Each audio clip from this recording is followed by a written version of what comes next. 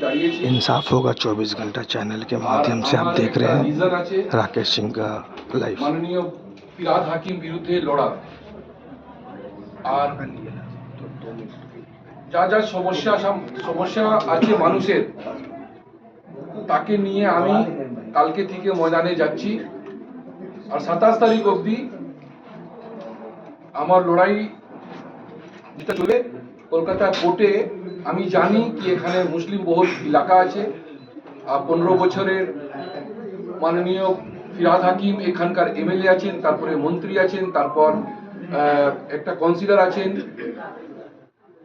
সব কিছু ওনার কাছে আছে।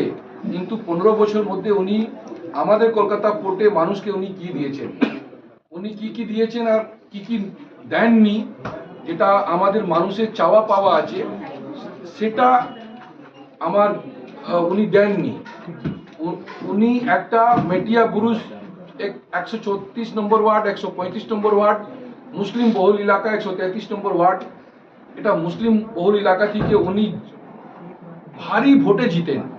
কিন্তু ওখানকার মানুষের যেটা সমস্যা, একটা গভর্নমেন্টের কোনো বাস নেই, 8টা পরে যদি অটো না থাকে, ট্যাক্সি না থাকে তো কলকাতা থেকে মেটিয়া বুরুজ লোক যেতে পারে না, কোনো ভালো হসপিটাল নেই, কোনো এমনি মানুষের খালি drugs, illegal construction, call centre, এই সব জিনিসগুলো মানুষকে উনি দিয়েছেন। যেটা দেওয়ার আছে সেটা দেননি। তার এটা নিয়ে আমাদের লড়াই।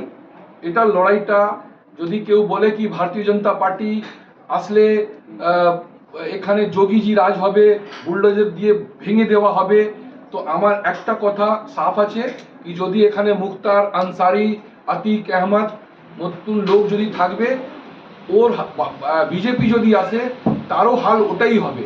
যদি তুমি আমাদের আইন আর ভারতে আইনটা যদি না মানো তো আইন যেটা চলবে সেটা আইন পথে চলবে না, যেটা ওনাদের ভাষা। একটা আইন যদি ভাঙলে তোমাদেরকে আইন বুঝিয়ে দিবে কি আইনটা কি জিনিস আছে।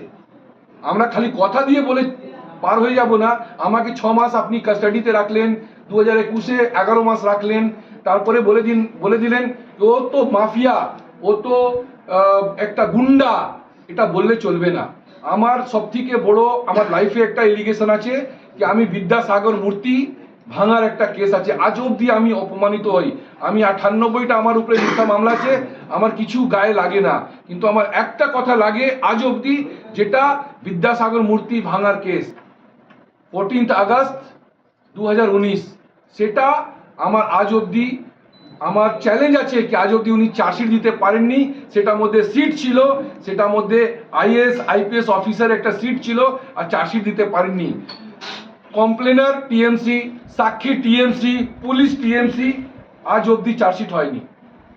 যে কেসে কমপ্লেনার কোর্টে যদি দাঁড়িয়ে বলে দেয়, সাক্ষী যদি টিএমসি বা দাঁড়িয়ে বলে দেয়, তো আজকে আমি মুখ দেখাতে পারতাম না, আমি কোনোদিন আপনাদের কাছে আসতে পারতাম না।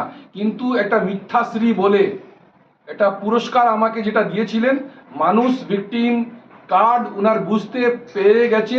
এবার ঠ্যাং ভেঙে যায়, হাত ভেঙে যায়, সব কিছু ভেঙে যায়, মানুষ মানবে না। মানুষ একটাই কথা মেনে মাইন্ড মেকআপ করে নিয়েছে কি একটা মধ্যে একটা ফ্রি দিবে। 4 তারিখে পুরো বাংলা থেকে টিএমসি যাচ্ছে, তারপরে বোনাস মধ্যে একটা ফ্রি ববি হাকিম যাচ্ছে।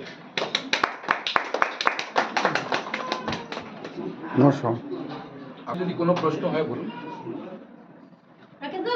স্বরাষ্ট্রমন্ত্রী অমিত শাহ তিনি এসেছিলেন, তিনি বলেছেন যে তিনি এই বিধানসভা নির্বাচনের আগে 15 দিন পশ্চিমবঙ্গে থাকবেন এবং শুভেন্দু অধিকারী এদিনকে নমিনেশন দিয়েছিলেন, সেদিনকে ছিলেন। নতুন করে কি বিজেপি প্রার্থীদের অক্সিজেন আছে বা দিচ্ছে বলে মনে করছেন? 15 দিন কেন থাকতে পারবেন না? আমাদের তো ভারতবাসী আছি, আমরা যদি একটা বিহার থেকে এসে বাংলা থেকে একটা বাঙালি মানুষজন যদি লড়তে পারি, তো গুজরাট থেকে বাঙালিদের জন্য কোনো ভালো জিনিস আমরা কেন করতে পারি না? কিন্তু যদি আপনি গুজরাট থেকে নিয়ে এসে ইস্যু পাঠানকে বলবেন ওরা বাঙালি, বিহারি বাবুকে নিয়ে এসে বলবেন हमारे ওরা चैनल বিহার, के ওরা माध्यम से বাঙালি। आपने देखा আর আমরা इसी तरह जुड़े একটা रहें রাকেশ সিং হয়ে আমরা लाइक करें और একটা शेयर करें বহিরাগত হয়ে যাব।